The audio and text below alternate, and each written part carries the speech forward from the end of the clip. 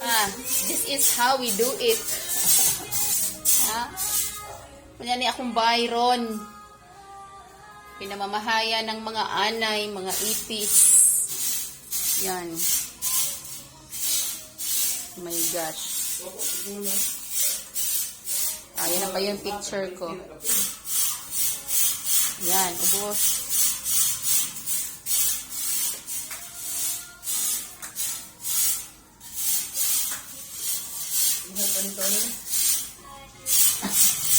Ano mahal? Oo. Mahal na tuna. Makiya man o. Dili, thank you. Ito na yung mga recipe book ko. Kita na gila eh. Hala, garaba. Uy, basi, nanapabay sud, anak.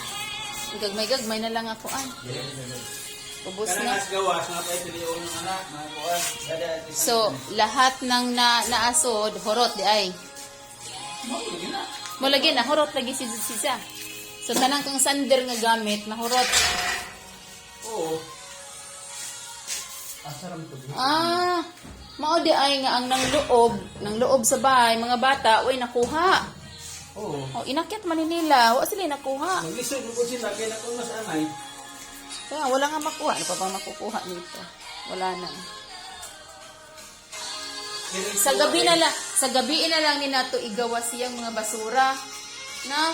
Kung saan mo na, piti mo na pag-lihok-lihok. O, di ba? Dito ba? Dito ba sa kuan ba? Dito ba sa iskina? So, ito na lang natira. Buti na lang yung mga may gani akong narangas lingkuranan na apa wala sira. Very good.